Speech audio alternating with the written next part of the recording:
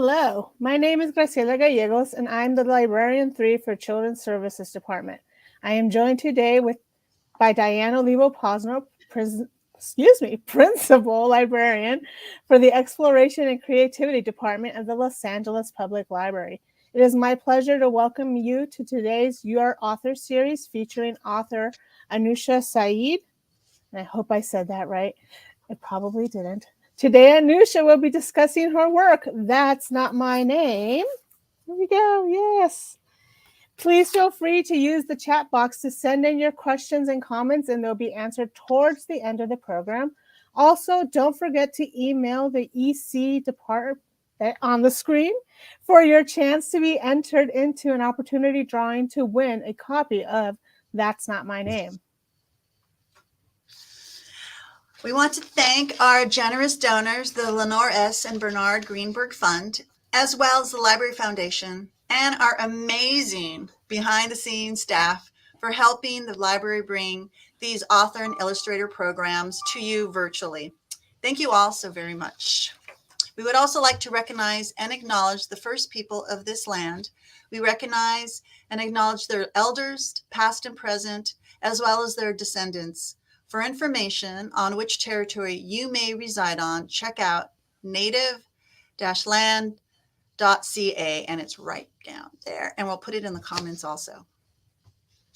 And now, what we've all been waiting for, let's welcome Anoosha Syed, a Pakistani-Canadian illustrator based in Toronto. Anoosha's book, That's Not My Name, is her debut picture book about loving your name, finding your voice, and standing up for yourself. Yay! Hey. Hello, everyone. Thank you so much for having me on. This is super, super exciting. Thank you for taking the time to be here with us. We're very excited. I personally really enjoyed your book and really related to everything you mentioned in it. It's our pleasure to speak to you about That's Not Your Name. And now let's get to know more about you, your creative process, and your work with That's Not My Name. Did you want to go ahead and just share with us the first few pages before we get into the questions? Sure thing. I'll start off with the first few pages. So I also have my copy over here. Let's see.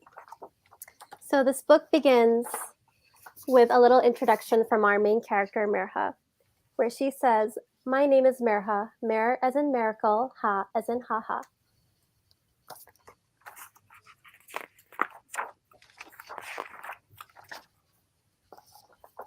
It was Mirha's first day of school.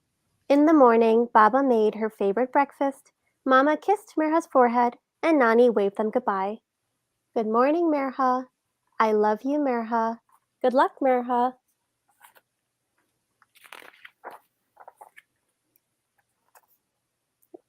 Mirha had been waiting for months to start school. She was so excited to learn, to play, and most of all, to make friends. She shyly stood in front of the class and said, "My name is Mirha."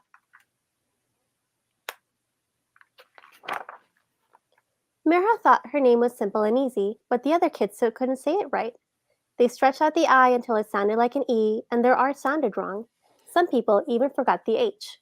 And they called her things like Mina and Miriam and Mirha and Miro and Mira and Nurha and Neha and Mara. And there. Sounds so familiar. Yeah. Very universal story, it turns out. Yeah. I know you've illustrated other books, but this is your debut as an author. Can you tell us what made you decide to write this book? Was there one specific event or just a lifetime of experiences? Yeah, so I have been a professional illustrator for almost 7-8 years now, and I've always been illustrating other people's projects. And as much as I love helping bring authors' visions to life, I knew that there was a story kind of in me for a while, especially because growing up, I had originally always wanted to be a writer. And like in high school, my path kind of diverged into illustration instead. And so I had been thinking for a while that I did want to write a story I wasn't sure what, but I knew that I wanted to be something personal and something that I wished that I had as a kid. And I settled on the story of a little girl who starts her very first day of school and realizes that no one can say her name right. And with a name like Anoosha Syed, you could probably guess that this was something that happened to me throughout my entire life. And so, yeah, there wasn't like a specific event. It really was just like a continued series of events where I had grown up, honestly, just hating my name because it was, it, I felt like very othered by it. No one could really say it right. There is a scene in the book where Mirha goes to class and one of her teachers says her name incorrectly when she's calling out attendance. And Mirha, being a very shy little girl, she just says here, she doesn't say anything. And that's actually something that literally was from my childhood, where when I was, I think, in fourth grade, we were starting, there was like a new PE teacher. She was calling out attendance and she called me, as Anushka here.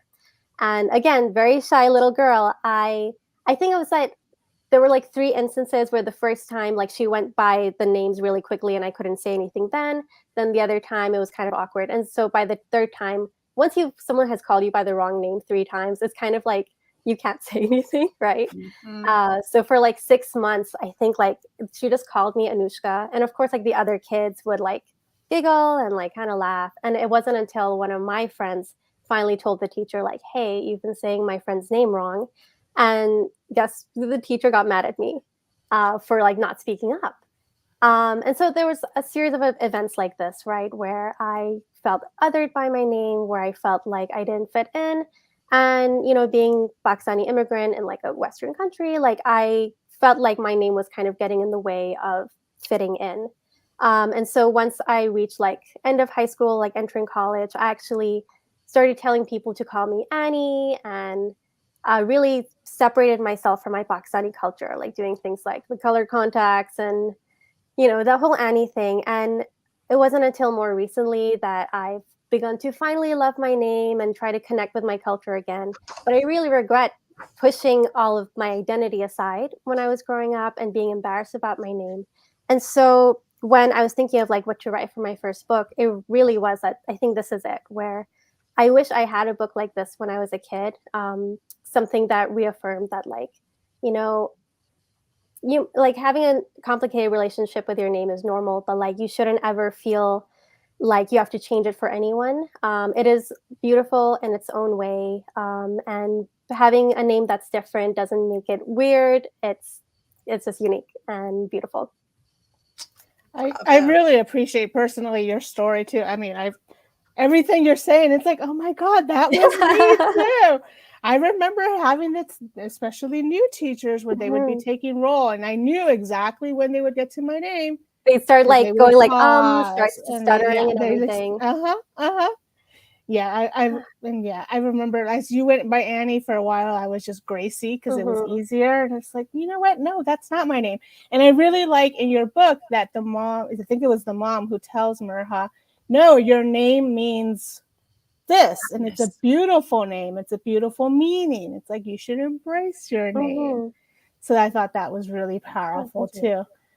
Is there any other hidden meanings that we might have missed besides obviously embracing your name? And yeah, I mean, like, I guess like the main message is directed towards the kids with the difficult names of like, you should feel pride in that name and you should try to stand up for yourself. Cause I know there are a lot of times where like I might feel like, oh, they call me by the wrong name. Like, what's the big deal? Especially if it's such a small interaction. Like there's the scene in the book about always going to like a coffee shop and them getting your name wrong. With like those 2-second interactions, sometimes I'm like, do I really want to put in the effort? And sometimes I still don't. Sometimes it's just like not worth it. But just in the long run, I think it is important to stand up for yourself. But that's like the main message. I think the hidden message, which I hope is not hidden, is that this book is not just for the kids with the difficult names. It's also for everyone else. Where if you ever, I hope that kids who read this will learn that if you ever do meet someone with a name that's kind of difficult to say, that it is so important to try to say it right. And like, I know I still have difficulty if I meet someone with a difficult name. I might have some trouble with it. I might say wrong sometimes, but it's all about the intention. If someone makes the effort to try to say it, even if they get it wrong sometimes, knowing that they have good intentions and that they are trying their best just means the world. Because, there are people out there who are just like, oh, whatever, it's too difficult. Can I just call you Annie? Or it's not really a big deal. that's the kind of person you want to avoid being. And yeah, I think that would be the hidden message. Oh, look, we're already getting great comments. Thank you for this fabulous book. Peace. Oh, thank you. All right, Sammy. Oh, man. Well, my name, Diane, you wouldn't think was hard, but I've had every iteration of spelling on Starbucks cups, but other ways too. And I know I would help in classrooms where, a child's name might be long and they would want to shorten it, especially when you're learning to write. And I would be like, oh, and they'd be like, why isn't my name only 4 letters? And I'm like, no, your name's beautiful. I said, it's okay. Take your time. Just, but yeah, it's very understandable. You've illustrated books for other authors. Do you see yourself more as an illustrator or now as an author that you've had your first book out? It's a little bit of a tricky question where like I said, I have been illustrating for 7 years now, always for other people. And this is just my first book. And so I know that like I am now officially an author, but it still takes me a second to tell people that I'm still automatically like, oh yeah, I'm an illustrator, not an author illustrator, even though that is what I am. And I'm working on my second book right now, hopefully with more in the future as well. So it's a weird adjustment, but I'm starting to embrace the author title more and more. Currently, I think I still, even as an author, I'm still an artist first, I would say, just because that is the skill that I absolutely love.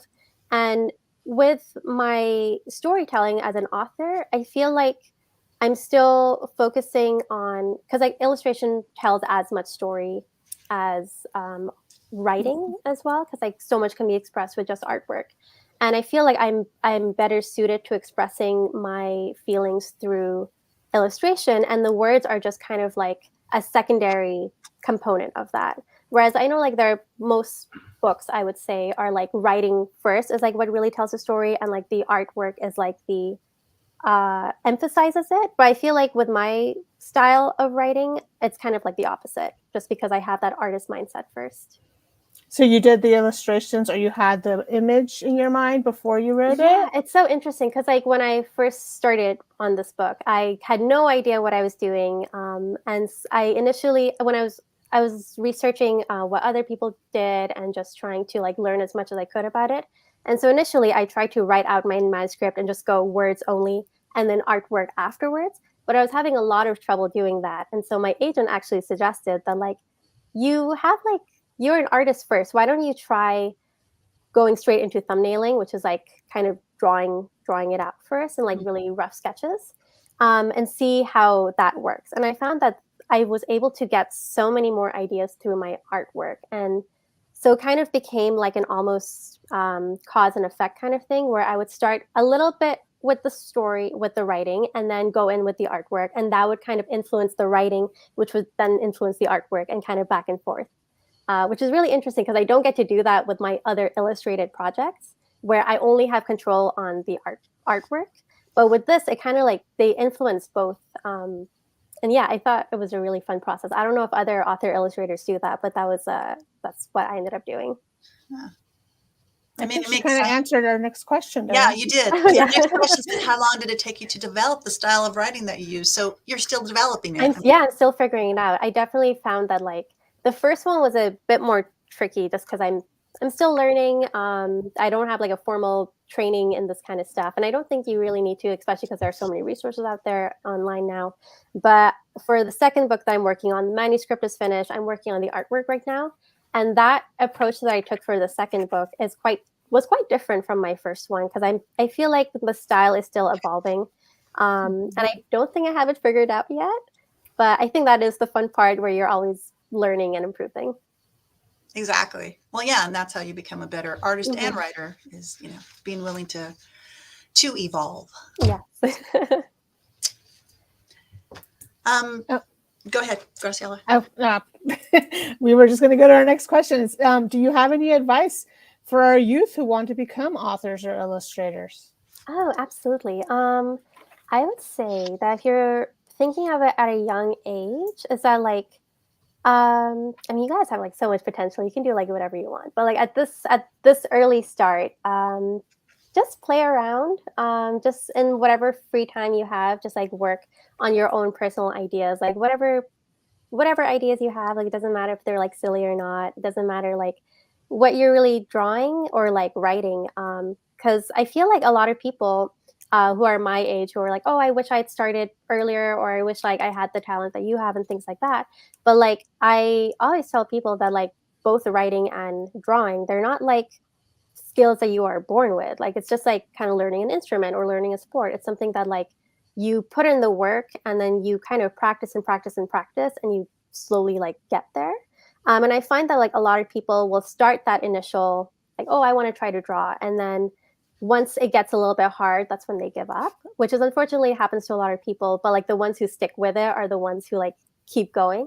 So if you are like thinking right now that like, oh, like I would love to be an illustrator, I'd love to be a writer one day, then just keep at it. Even when it starts to get a little bit hard, and just practice every day. As I mentioned before, there are so many resources online now. So like if you are able to, if there are classes within your area, like at school, at the library, at your local arts community centers or whatever, if they have any classes on writing and drawing and things like that, if you can take those, that's awesome. But if they're not available, then internet is awesome. If you guys are young, ask your parents first. But so many resources out there to learn. And yeah, I definitely think that like when you're young and first starting out, it's just super exciting because you can do whatever you want. And like you guys have so much imagination, and you aren't burdened by work and deadlines and things like that. So yeah, it's fun. I would just say to just have fun with it. We just put down your social. So if people wanted to contact you, we had it up on the screen. We can put it in the chat too. So in case someone later on says, oh, I want to ask her a question, they can Oh yeah. shoot If you a anyone has any direct questions about message. anything, I'm, as you saw on the screen, at Foxville_art on all the socials, Twitter, Instagram, TikTok. And I actually also have a YouTube channel which is dedicated to illustration education. So if any of you guys are interested in how to be an illustrator, and what being a picture book illustrator is like, I have like tons and tons of videos over there as well.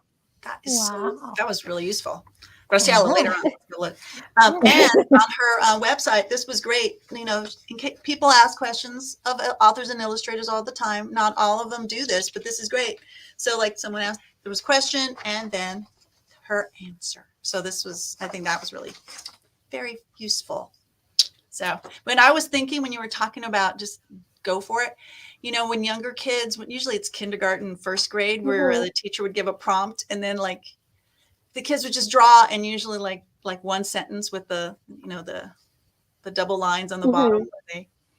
To me, those were just so great because there was so much in those illustrations that, you know, usually the kid's telling this whole story, but usually it's just like my mom and dad playing in the backyard. There's usually a lot more going on. So yeah, I mean, I think people have potential, and then somehow it gets pushed aside, which is kind of sad. I absolutely think that, because I think it's also common. It's like as you start to learn more about like, you know, whether it's art or writing, you learn about the rules, and those kind of just like bog you down.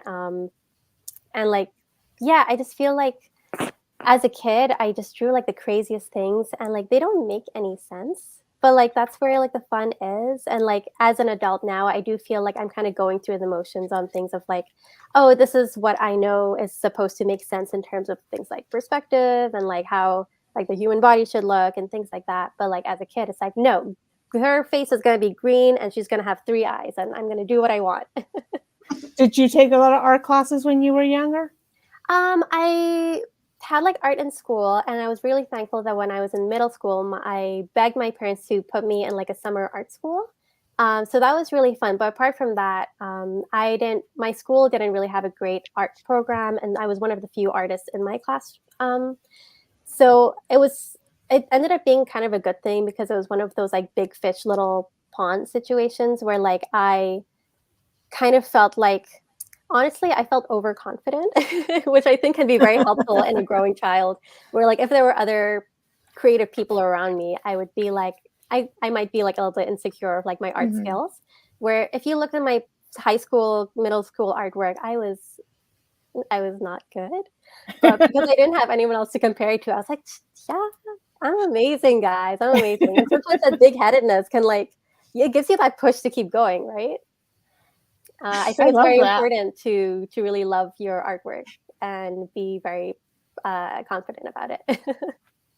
That's good advice, because I don't think people, they do that imposter syndrome, Mm-hmm, early on, and you definitely. shouldn't just think, yeah, I'm amazing. Exactly. I do love that because, yeah, as you said, sometimes you just start thinking, oh, I'm not good enough or I'm not Mm-hmm. good and they give up. But no, it's like, no, always think that you're amazing. Yeah. You're the best. Mm-hmm. That's great. Um, so what's something that you know now that you wish you knew when you were first starting out as an illustrator or an author? There are I'm gonna answer these in two different sections, I Yeah. guess. So as a professional illustrator, there's so much I wish that I knew, and that's more on the business side of things because I did go to art school, but they didn't teach me much about how to they taught me how to draw, but not really how to be a working illustrator. Because Mm. unfortunately, no one told me that I would need to know math. I stopped, I didn't take any math in college. My last math class was in 11th grade, but somehow in this job, I do so much math every single day because I am essentially a business owner. I have to do my own finances. I have to do a lot of measuring and all of this. The job itself of being an illustrator is only 20% drawing, and the rest is just admin work of talking to people and meetings and emails and all of this boring stuff. So I wish I had known that and had taken some of those business type courses. The good thing is that if you guys weren't taught that stuff in art school, I do try to teach it in my YouTube channel now. So that's more on the businessy side of things, the boring side. What I wish I had known when I was much younger was that I wish that I had been a little bit more uh, experimental, I guess, and not been too I guess not been too single-minded. Because as when I was from high school up until very recently, I was very single-minded that I wanted to be an animator. I actually had no interest in being a children's book author and illustrator. My dreams were to work in animation, and I had just kind of put all of my energy into that. And illustration kind of came as oh, I guess I'm kind of good at this. I'll do this as a side hustle. But with animation was always my really big goal. But I was getting rejected left and right. It was just not happening for years and years and years. And I just couldn't understand why. But eventually realized that my work is just not suited for it, and even if I was to work in animation, I wouldn't be happy in it just because the idea of it was a lot better than actually working in it because it's not really suited for me. And that's when I learned my love of illustration. So the single-mindedness thing is that I feel either as a kid, young adult, or whatever, you might have oh, I want to be just doing this thing. So it could be being a writer or being an illustrator.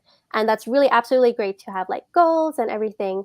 But I also find that the arts are just so vast and there are so many different niche areas you can get into that I had no idea about when I was growing up. Because as I mean, in school, I had no idea that there was an adult out there who made children's books. You know what I mean?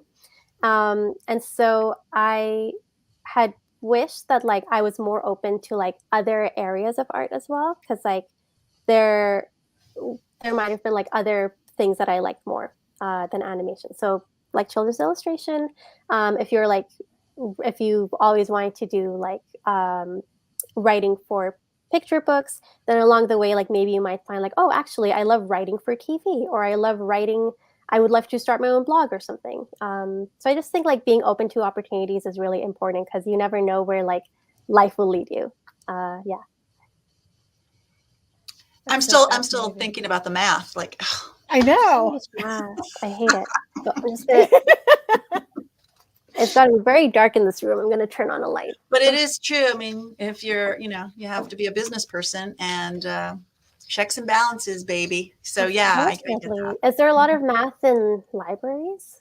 there is statistics that we have to like hand in, and then the behind the scenes staff know, wink, wink, get those numbers. But that You is can't really escape interesting. Yeah, because I never thought. I mean, you think of math sometimes in terms of the art, like, oh, the perspective and making sure everything is not like all out of scale or something. But I never thought, yeah, the business aspect of it. Just it makes sense when I think about it. Right. And then, who knows, even people who, once you start hiring people to do it, you want to make sure that they're, Looking Yeah, like I do have like an advantage of it. accountant and like other people to like help me with that kind of stuff, but I should still know what's Right. going on. Yeah, that's great advice. Yes. Yes, definitely. I also find it really interesting that you said you wanted to be in animation. So Yeah. if one of those big studios came knocking nowadays, would you still jump at that? Would you be like, I don't know, a little bit It would more hesitant? depend on the project because I do still do a little bit of animation work these days, just not as in the 9 to 5 capacity. It's always like freelance work for like just really 1 month long projects.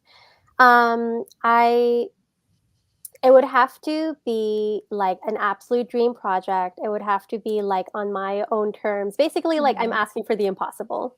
So probably no. But I'm not, never say never, right? No, but it makes sense because at least, well, I mean, in terms of writing your book, you have all this independence so that Yes, you it can is. do what you want. Exactly, because I found that like with animation, it is very much a team environment where like everyone, which is great. It's like everyone is working together and like everyone has like a small part to play with.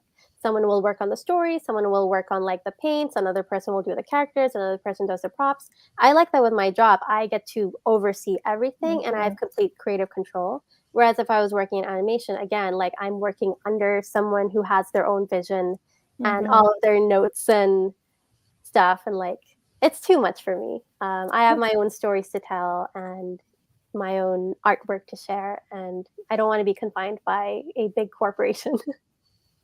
Oh, that's great. I mean, we love your stories, so yes, Thank they're you. great. Who are some current authors or illustrators that you find inspiring, or who inspired you when you were Oh, younger? when I was younger, my favorite,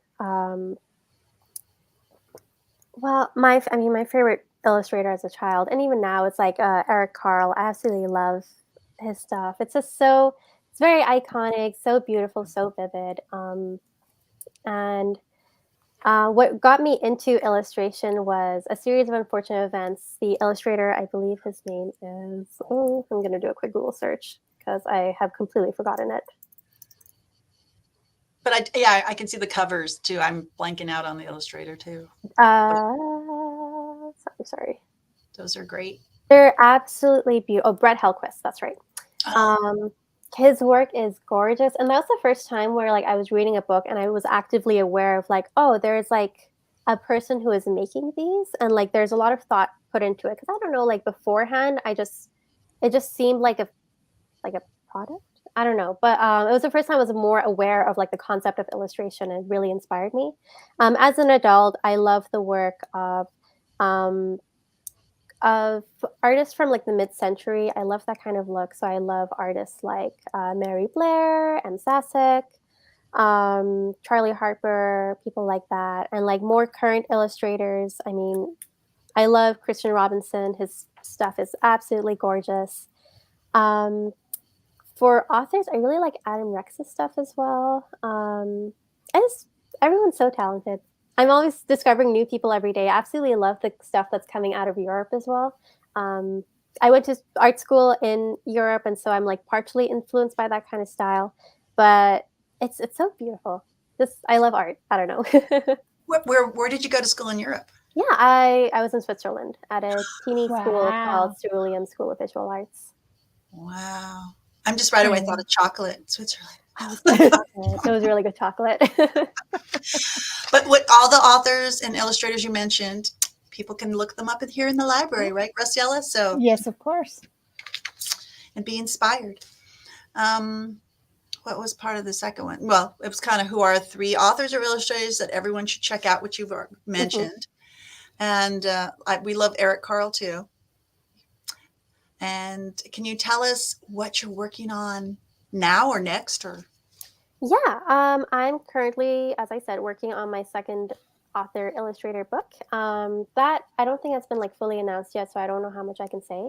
But where that's not my name is very much like a personal story and like very much like the kind of stuff that I usually do. Because like most of the work that I get contacted for is stuff that's like very related to my culture and like very big heavy issues, which is all fair and good, but like at heart I think I'm a comedy writer, and I was never approached for that kind of stuff, where like I was kind of like pigeonholed into a box of only doing big heavy stories.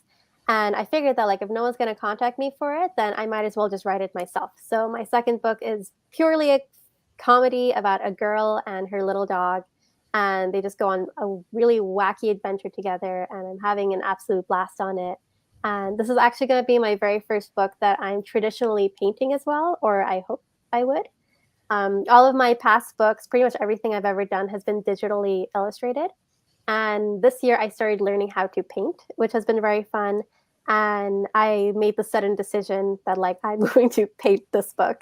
So I haven't started yet. I'm going to start next week actually, and we'll see how it goes. If it turns out looking like garbage, I'll switch to digital, but hopefully it will. Hopefully it will work. so when you say paint, so you actually have to put it on canvas. Yes, yeah, like on papers with like actual paints and everything. And what caused you to actually try that as opposed to your usual method? So as much digital is great because it's first of all it's very inexpensive, because like the only thing you need to buy, and I mean the initial cost you have to have like the iPad whatever, but like paints over time they're expensive, canvases are expensive, and like I it takes a lot of skill and everything, and like I did learn it in school, but I kind of like pushed past it and just stuck to digital. But I got really tired of it after a while, and I felt really limited by it, and I just felt like I was kind of going through the motions, and I felt that like if I learned how to paint I might be able to bring something with me, uh, like a new skill into my digital work. But as I was painting, I kind of realized that I really loved this, and there's nothing, I mean, like digital art is completely valid. It's always beautiful. It's amazing. But there's really nothing like holding like a piece, like an actual piece in your hands, and like seeing that texture in front of you, and like the vividness, and like being able to hold all of like the materials and everything. And I found it very refreshing. And I had improved because I've been painting all year this year, and I felt I improved my skill to the point that I could potentially try it out in book form, which, like I said, I've never done before. It's going to be a lot, and I don't know if my skills are entirely there yet, but I think like if I don't do it now, I'm never going to do it. I have to challenge myself, right? Oh, that's Yeah, great. I mean, How it goes. yeah. And that'll be cool. I know when we ever do book reviews and you have to talk about the artwork, I didn't take art classes in college. So I'm always hoping they write something like, ganache, whatever it is, or if it just says digitally. And I'm like, Mhm. okay. Yeah. Or painted with acrylics. And it's like, so we can't wait. Now I can't wait. And I love fun, because I think, that's what reading should be about too, is having fun. And, yes, it's important to have the message books too, really important, but it's always so nice to just have a That's what book I and found. a When I think of dog. like, And yeah, when I think of like the books that I grew up with that I really connected with, I think it was the funny ones. And Yeah. I I think I'm a funny person, or at least like my husband tells me I am. So I think the book is really cute. I think it's a lot of fun. It's very goofy. It's definitely unlike anything I've done before, but it's also because it's purely my voice. And I think it is the first time people are seeing that, and I really hope people enjoy it. all right, Sounds we'll have to have a reunion, and then, Yes. Oh, for sure, yeah. share the book. Okay. I think if anybody has any questions, you can go ahead and put those in the chat. And I don't think do we have any? I don't see any, right, I Diane? see Maria put in a Marie, great comment. Mary. Yeah, Maria, Marie, Mary. Sometimes it seems that people don't want to bother and will change even the easiest names, which is very true. So frustrating, yeah. I know when I named my daughter after struggling forever, with my name, and that was one of the things. I was like, okay, I want her to have the opposite experience. I want to give her an easy name, and yet they still, as Maria says, they still mess it up. I'm like, really? I try to make it easy. Yeah, Her name is I know. Elena. It's just exactly how it sounds, and they still throw random letters. Somebody calls her Alana. I'm like, what? Ridiculous. Yeah. And we had an author recently, and her book was about this subject, and it was Jefferson. I have it somewhere, and in Spanish it was with a Y, but people would Okay. think Jefferson, and it was the same, struggling with understanding that how the name was beautiful, and his family loved his name, and that he was named after his grandfather. So Oh yeah, and and I know for children, the name is really important because that's yours. So yeah, I hope a lot of people will be able to check this out from the library, which we have. Yeah, Brand it's a spanking great book. new. And It's a great book. some lucky people who email us, ecdept@lepl.org, are going to get this mailed to you from our library store. So thanks to Amazing. our foundation. So yeah, it's pretty fun when you get stuff in the mail too. You're like, what? And it's a I love book. it. A book, amazing. I know. Well, it doesn't look like we have any questions from the audience. Maybe if they pop in, then we can always ask them. Yeah, sure. But I think we do have a few rapid fire questions just to Amazing. learn a little bit more about you. Do you want to go ahead and start, Diane? Sure. Okay. Which I might know this answer, but maybe not. Ready? Here we go. Dogs or cats? Cat. I have a cat. I'm more of a cat person, honestly. What? I You was tricked us. surprised. I know. Beach or mountains? Beach. Music or quiet when working? Trick question. I'm more of a podcast or audiobook kind of person, actually. Oh, okay. We'll have to change that question. I forgot about podcasts. Are you more of day or night? Day, for sure. Okay. I get sleepy very quickly. Vacation or staycation? Vacation, yeah. And I think I know the answer to this one too. Summer or winter? Summer. Or like a tropical winter, but not a Canadian winter. No, thank you. Singing or dancing? Dancing. Could almost do both. I love both, yeah. I had another question that I was like thinking about, but now it's for my mind. Maybe it'll come to me. Oh, I know what it was. So when you were younger, were you able to, go to your library and did you check out books on illustration or art, or, because I remember doing that as a kid. I would go, and when you finally were allowed to go into like the adult section, and I would get the big art books because they were so pretty. And I would just sit. I probably didn't get to check them out because they were heavy, but I would sit there and just look at them for hours. Oh, I wish. I never thought of doing that. I guess I had like my school libraries, but like I grew up in the Middle East, and like unfortunately our local libraries there weren't that great. It was they weren't like, there wasn't a huge variety over there. But for my school library, I didn't really focus on art just because I wasn't that interested in the arts until high school. Before then, I was always a huge reader though, and so I would have like 4 books out checked out like at any given time.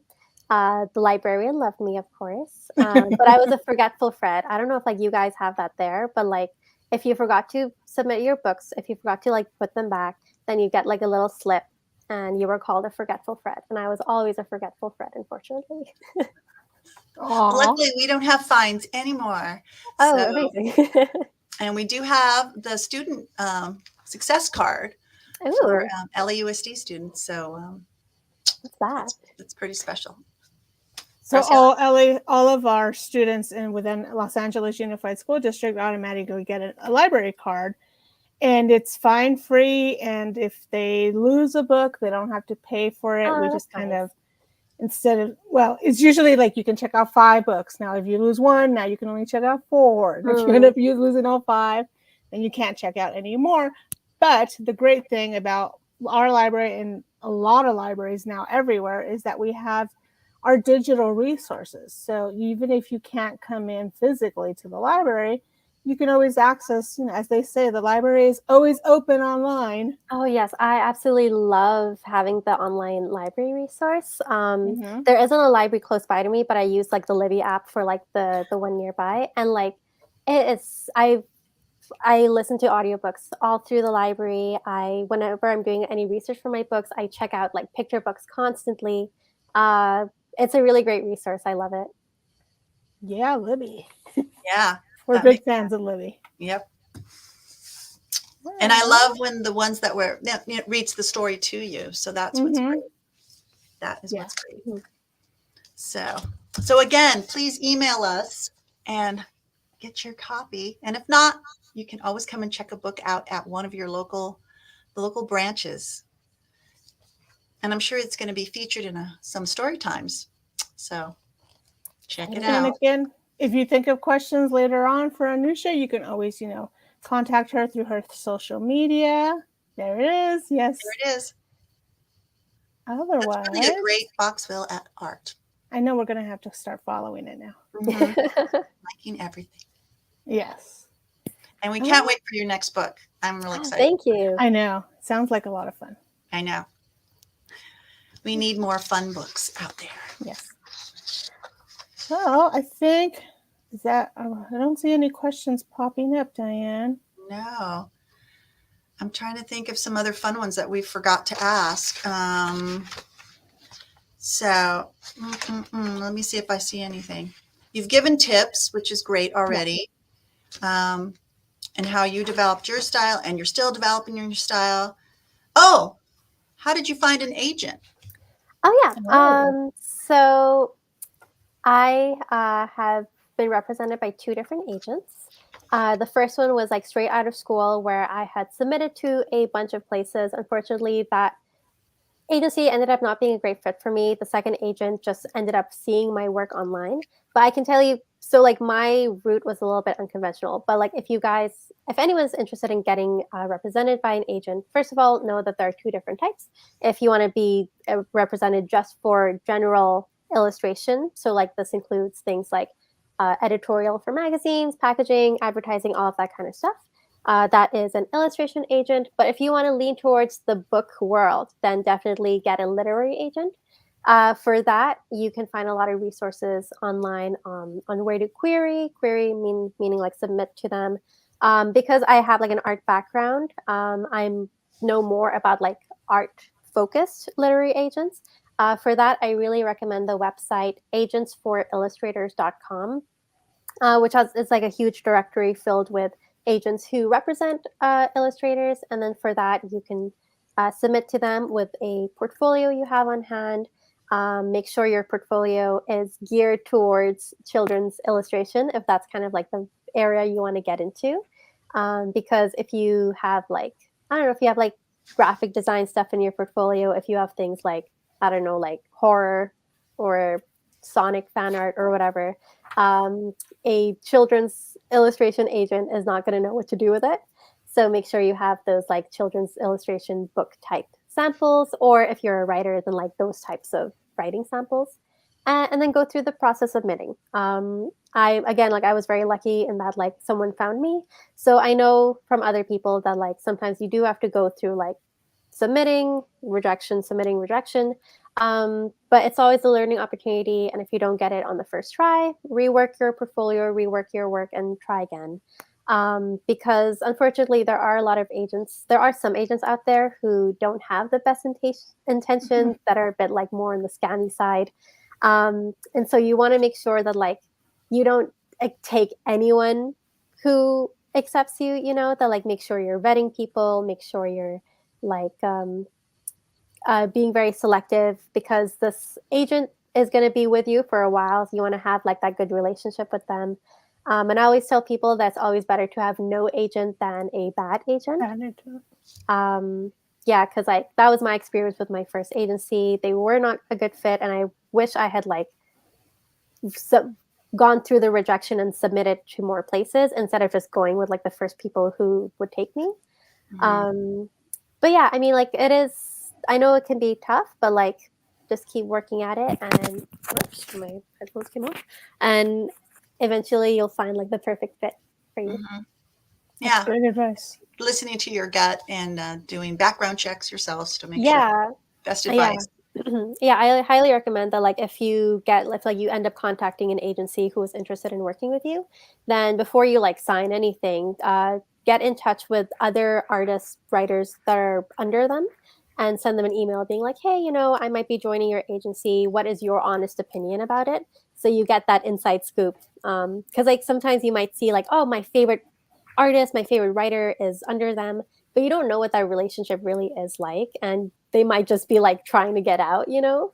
So it's better to get that honest opinion from them. And I find that like everyone is always helpful and sharing. And again, I mean, as we've mentioned, if anyone has any questions, please feel free to send me a message. I'm always happy to help out. You said something about a portfolio, and it made me think of another famous children's illustrator, David Shannon, when his mom kept his pictures. And so the No David books came from, you know, her telling him no, David, and he drew these things, you know. So Yeah. Make sure you keep all those early art pieces. Add them to your portfolio, I say. So cute. Yes. Yeah. I have a question. I'm sorry. Yes. Wow. I have a question not related specifically, but every time you talk, I see your hands and they look so. Yeah. Oh, thank you. They're, oh my God, they're so gross now. I had my belated wedding reception a week ago, and so I had like henna done for those. But yeah, it's been a week now, so you can see that they're like fading now. But yeah, they were there was some point when they were really pretty. They're so fascinating. Thank you. Yeah. Well, congratulations on your wedding reception. Thank you. Yeah, I had like a COVID wedding in 2020, and it was, you know, it had to be really small. It wasn't what we wanted. And so, and we've also had like much stricter restrictions than in the US here in Canada.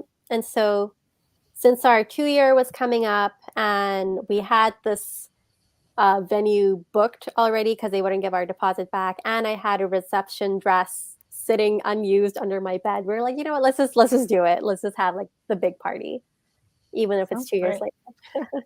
Better late than never. Yes, Exactly. always party is my motto. Well, congrats, like Graciela said.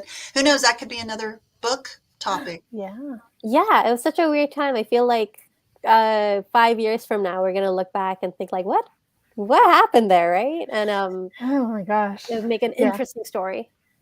Yes, and one on henna too. Oh yeah. All right, we really appreciated you joining us today. Thank you. Of course, it was thank you so much fun meeting you, and we both love this book. I really did. Yes. Thank you. Well, I think, let's see. I don't see anything else. So we're going to say thank you, everybody, for joining us today. And thank you, Anoosha. We hope you all enjoyed this conversation as much as Diane and I did. Remember to visit us at lapl.org/events to see more of our amazing programs. And come visit us next week for their Next Year Author Series is September 16th. At 4 p.m. and it's showing on the screen when the Los Angeles Public Library is proud to present New York Times bestselling graphic novelist Johnny Christmas as he discusses his latest book, Swim Team. And as always, those attending this virtual program will have an opportunity to win a free book.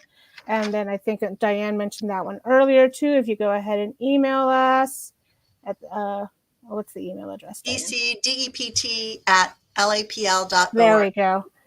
And you can get your own copy of That's Not My Name.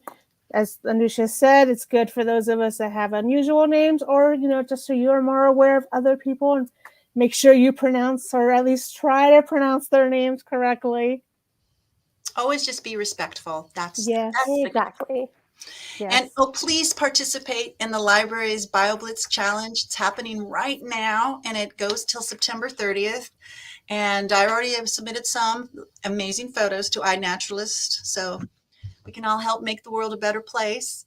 And you can go to lapl.org /STEAM/BioBlitz, and you can get all the information there. And also put on your calendar September 23rd and 24th for the Los Angeles Libros Festival.